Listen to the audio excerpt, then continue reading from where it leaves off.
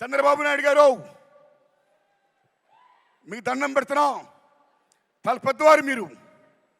ఇక్కడ రేవంత్ రెడ్డి గారు దూసుకెళ్ళిపోతున్నాడు. ఫిల్మ్ ఇండస్ట్రీని మొత్తం డెవలప్ చేసుకుంటూ, నంది అవార్డుని ప్రకటించుకుంటూ, గద్దర్ పేరిట ఆంధ్రప్రదేశ్లో కూడా ఆంధ్ర రాష్ట్ర ప్రభుత్వ ఉనికిని, తెలుగు చలనచిత్ర పరిశ్రమ ఉనికిని గుర్తించి గౌరవించి మీరు కూడా దయించి నంది అవార్డ్స్ ఇవ్వండి సార్. ఇండస్ట్రీని ఎంకరేజ్ చేయండి సార్. మీ దండం పెడతాం సార్. థ్యాంక్స్ అండి. తెలుగు సినిమాకి జానపద కథలతో ఆ వైభవాన్ని తెచ్చినటువంటి గొప్ప నటులు కాంతారావు గారు. ఎన్టీఆర్, ఏఎన్ఆర్తో సరి సమానంగా నిలబడి సక్సెస్ని అందుకున్నటువంటి నట శిఖరం శ్రీ కాంతారావు గారు. శ్రీ టిఎల్ కాంతారావు గారి పేరు మీద అందిస్తున్నటువంటి ఈ అవార్డుని అందుకోబోతున్నారు people star Shri R Narayanamurthy గారు. మరి లెట్స్ హ్యావ్ ఎన్ ఏవి ప్లీజ్ ఆన్ నారాయణమూర్తి గారు.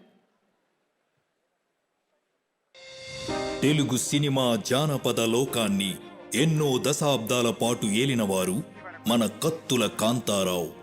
తెలంగాణ గడ్డ నుంచి వచ్చిన తొలి తరం సాహస వీరుడు ఆయనే.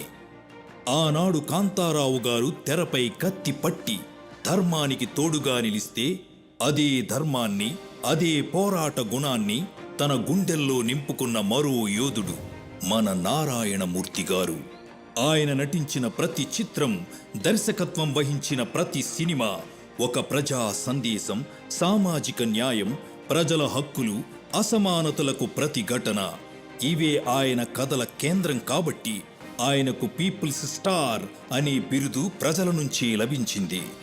సినిమాను వ్యాపారంగా కాకుండా ఒక సిద్ధాంతంగా భావిస్తూ, ఒక ఆయుధంలా వాడి తండ్రిలా నేల తల్లి కథలను, అన్నలాగా అన్నదాతల సమస్యలను గళం ఎత్తి వినిపించిన అరుదైన కళాకారులు ఆయన. ఆర్ నారాయణమూర్తి గారు ప్రజల కోసం ఎన్నో ఒడిదుడుకులు, ఒత్తిడిని దాటుకొని నిజాయితీతో సినిమాలు చేసి మన తెలుగు చలనచిత్ర రంగానికి తనదైన ప్రతిభతో, వ్యక్తిత్వంతో ఒక స్ఫూర్తిగా నిలిచారు. ప్రజల కోసం, మార్పు కోసం, ప్రజా చైతన్యం కోసం తన సినిమాల ద్వారా నిరంతరం శ్రమిస్తూ ఉండేటువంటి ప్రజా కథానాయకుడు people star Shri R Narayanamurthy గారిని మాట్లాడవలసిందిగా రిక్వెస్ట్ చేస్తున్నాము. నారాయణమూర్తి గారిని మాట్లాడవలసిందిగా ప్రార్థిస్తున్నాము.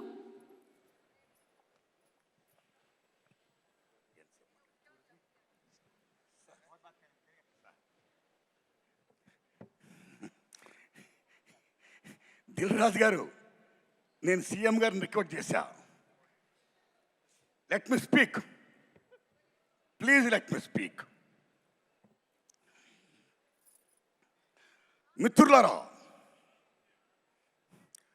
గత 13 ఏళ్లుగా సినిమా ఇండస్ట్రీలో నంది అవార్డ్స్ ఎప్పుడు ఇస్తారని ఎదురుస్తున్న సినిమా ఫిల్మ్లకి ఇవ్వాల. అలాంటిది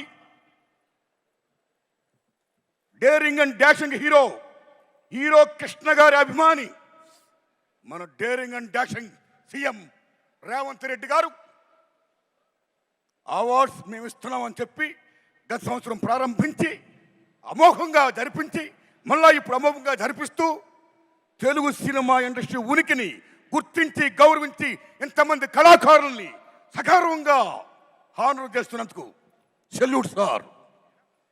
తెలంగాణ రాష్ట్ర ముఖ్యమంత్రి రేవంత్ రెడ్డి గారికి, డిప్యూటీ సీఎం బట్టి విక్రమార్క గారికి, కోమరెడ్డి వెంకటరెడ్డి గారికి, జూపల్లి గారికి, దిల్ రాజు గారికి, జూరీ సభ్యులకి అందరికీ వందనాలు. మిత్రులారా, గద్దర్ గారి గురించి చెప్పాలి.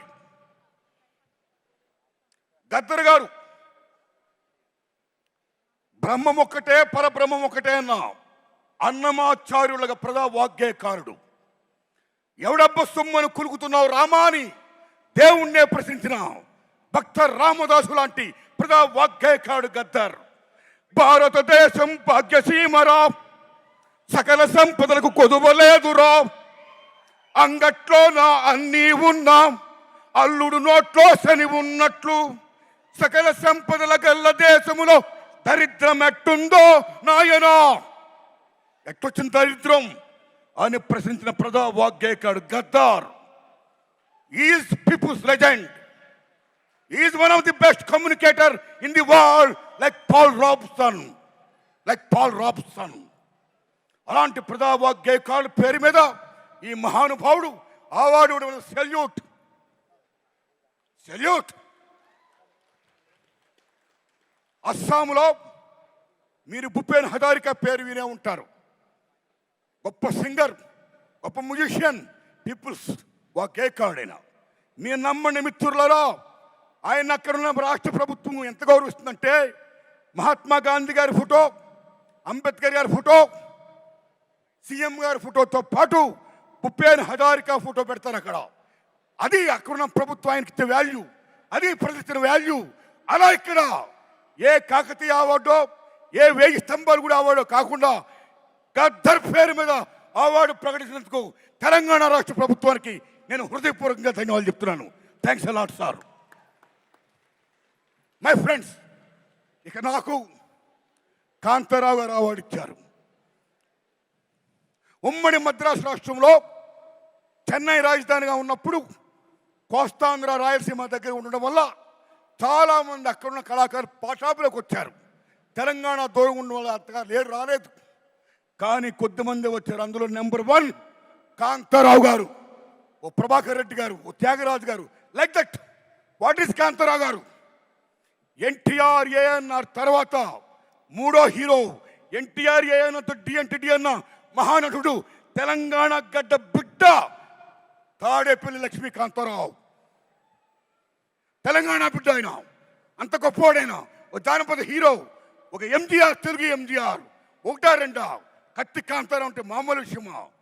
ఓ లక్ష్మణుడు వేసిన, నారదుడు వేసిన, రామారావు గారి తర్వాత అన్ని వేషాలు వేసిన, ఒప్పించి మెప్పించిన మహానటుడు కాంతారావు గారు. అలాంటి కాంతారావు గారు అవార్డు నాకు ఇచ్చి నాకు జన్మ ధన్యం చేశారు రేవంత్ రెడ్డి గారు. Thanks a lot. Thanks a lot. ధన్యవాదాలు మీ అందరికీ. నమస్కారం అండి. నమస్కారం సార్. అయ్యా, ఈ దశలో నా విజ్ఞప్తి, చంద్రబాబు నాయుడు గారు మీకు దండం పెడుతున్నాం. చాలా పెద్దవారు మీరు. ఇక్కడ రేవంత్ రెడ్డి గారు దూసుకెళ్ళిపోతున్నాడు.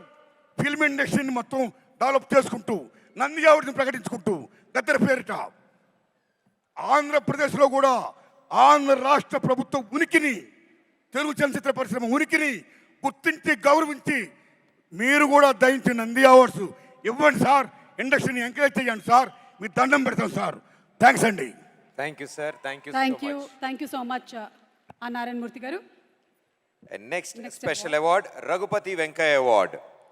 ఎస్, సినిమా అంటే ఏమిటో తెలియనటువంటి రోజుల్లో సినిమా గురించి తెలుసుకొని దాన్ని రూపొందించడం కోసం మెలకువల్ని నేర్పించుకొని సినిమా అంటే ఇది అని తెలుగు ప్రజలకి పరిచయం చేసినటువంటి మార్గదర్శకుడు, తెలుగు సినిమా పితామహుడు శ్రీ రఘుపతి వెంకయ్య గారు.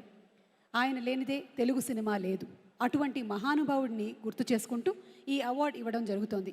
ఈ ప్రతిష్టాత్మక రఘుపతి వెంకయ్య అవార్డుని అందుకోవడానికి ప్రముఖ నిర్మాత ప్రసాద్ గ్రూప్ ఆఫ్ కంపెనీస్ అధినేత శ్రీ ఏ రమేష్ ప్రసాద్ గారిని వేదిక మీదకి ఆహ్వానిస్తున్నాం. లెట్స్ హావ్ ద ఏవి ప్లీజ్.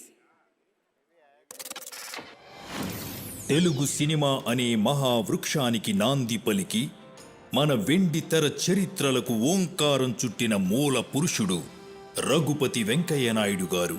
ఫాదర్ ఆఫ్ తెలుగు సినిమాగా అక్షర లక్షల గుర్తింపు పొందిన ఆయన మన తెలుగు కళా ప్రతిభను ప్రపంచానికి చాటి చెప్పి తన చిత్రాలతో ఖండాంతరాలను దాటి గ్లోబల్ సినిమాకి మన వారధిని నిర్మించి సినీ పితామహుడు మన వెంకయ్య నాయుడు గారు.